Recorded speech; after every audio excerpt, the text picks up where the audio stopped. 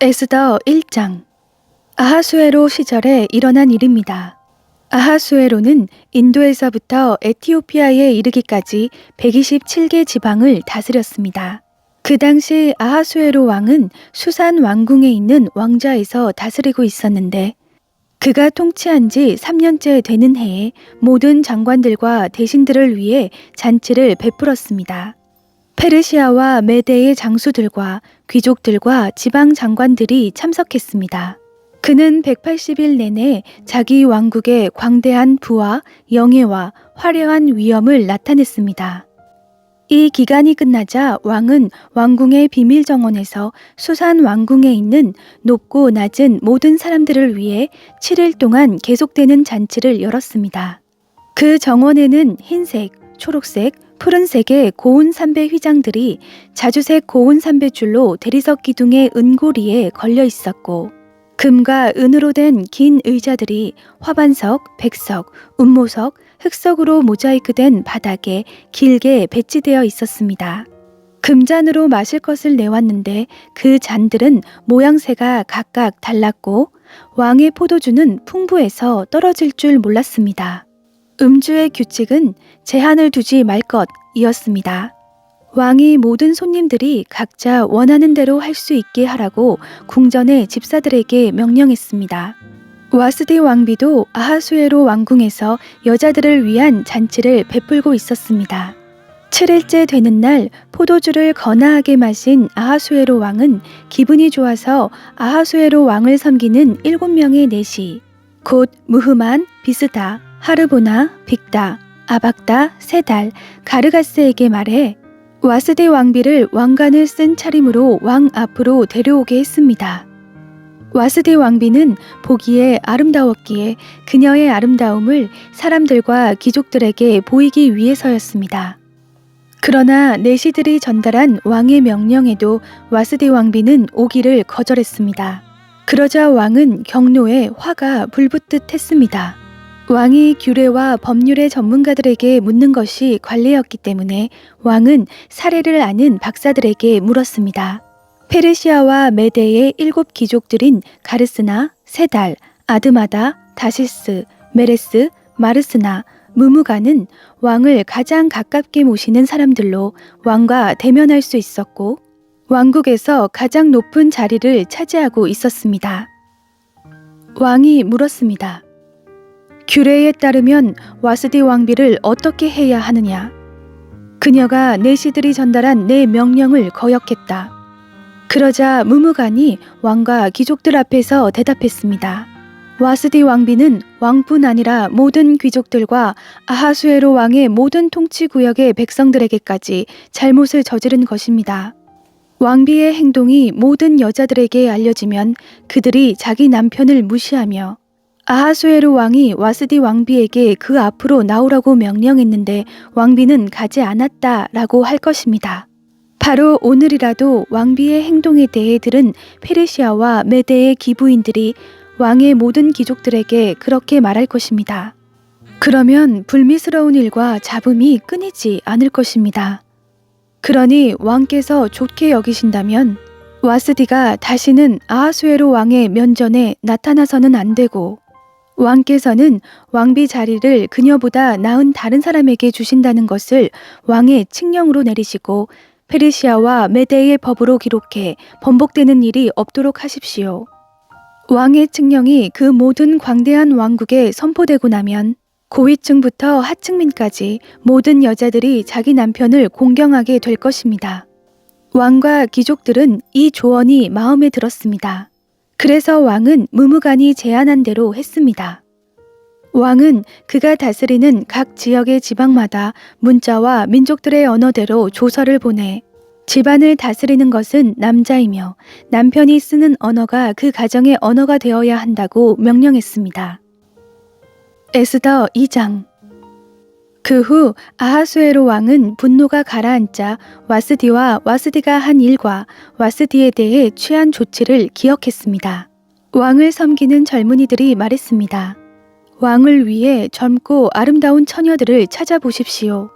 왕께서는 왕국의 모든 지방에 관리를 임명하시고 젊고 아름다운 소녀들을 모두 수산궁의 후궁으로 모이게 해 여자들을 관리하는 왕의 내시 헤게의 관리 아래 두시고 그녀들을 가꿀 여성용 미용품을 주셔서 아름답게 가꾸게 하십시오.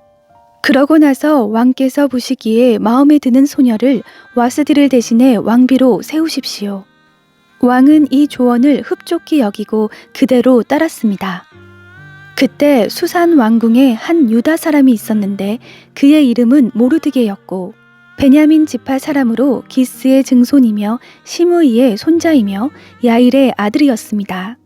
기스는 바벨론 왕 느부갓네살이 예루살렘에서 유다 왕 여호야긴을 포로로 잡아올 때 함께 포로로 잡혀온 사람이었습니다. 모르드게에게는 하닷사 곧 에스더라는 사촌 여동생이 있었습니다.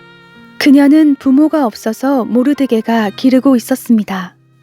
소녀는 아름답고 사랑스러웠습니다. 부모가 죽자 모르드게가 그녀를 자기 딸로 삼았습니다.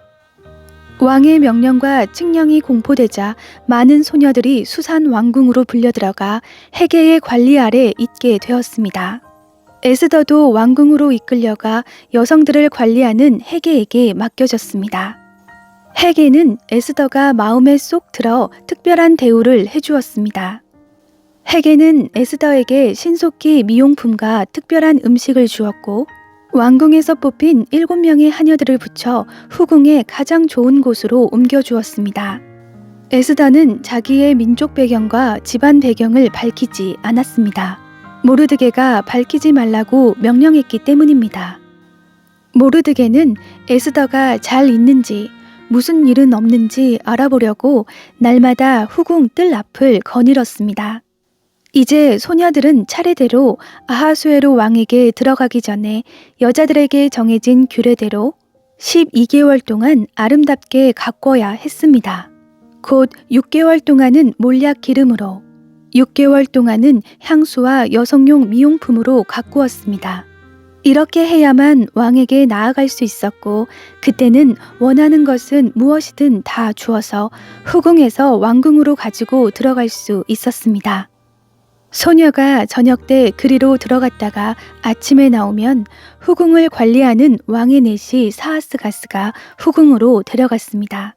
그리고 왕이 마음에 들어 이름을 불러주지 않으면 왕에게로 다시 들어갈 수 없었습니다. 이제 모르드게의 삼촌 아비하일의 딸, 곧 모르드게가 자기 딸로 삼은 에스더가 왕에게 들어갈 차례가 됐습니다. 에스더는 후궁을 관리하는 왕의 내시 헤게가 정해준 것 외에는 다른 것을 요구하지 않았습니다. 에스더는 그녀를 보는 모든 사람들에게 사랑을 받았습니다. 에스더가 아하수에로 왕 7년 열째 달, 곧 데벳월에 왕궁의 아하수에로 왕에게 들어갔습니다. 왕은 다른 어떤 여자들보다 에스더를 더 사랑했습니다. 그리하여 에스더는 다른 처녀들보다 더 많은 은총을 입어 왕은 에스더의 머리에 관을 씌우고 와스디를 대신할 왕비로 세웠습니다. 그리고 왕은 귀족들과 신하들을 불러 큰 잔치를 베풀었습니다. 에스더를 위한 잔치였습니다. 그는 각 지방에 휴일을 선포하고 왕의 직함에 어울리는 선물을 보냈습니다. 두 번째로 처녀들을 모집할 때 모르드게는 왕의 문 앞에 앉아 있었습니다. 한편 에스더는 모르드게가 그녀에게 당부한 대로 자기 집안과 민족에 대해 밝히지 않았습니다. 에스더는 자신을 키워준 모르드게의 가르침을 계속 따르고 있었습니다. 모르드게가 왕의 문 앞에 앉아있던 그때 문지방을 지키던 왕의 내시 빅단과 데레스 두 사람이 아하수에로 왕에게 원한을 품고 살해할 음모를 꾸미고 있었습니다. 그러나 모르드게가 그 음모를 듣고 에스더 왕비에게 말하자 에스더가 왕에게 모르드게의 이름으로 이 음모를 전했습니다. 그 보고된 내용을 조사해 보니 사실임이 드러났습니다. 그렇게 되어 그 두 내시는 나무에 매달리게 됐습니다. 이 모든 것은 왕이 보는 앞에서 궁중일기에 기록되었습니다. 에스더 3장. 이런 일들이 있은 후 아하수에로 왕은 아각 사람 함므다다의 아들 하만의 지위를 모든 귀족들 가운데 가장 높은 자리에 올려주었습니다. 왕의 문에 있는 왕의 모든 신하들은 하만에게 무릎을 꿇고 경의를 표했습니다. 왜냐하면 그에게 그렇게 하라는 왕의 명령이 내려졌기 때문입니다. 그러나 모르드게는 무릎을 꿇지도 경의를 표하지도 않았습니다. 그러자 왕의 문에 있던 신하들이 모르드게에게 물었습니다.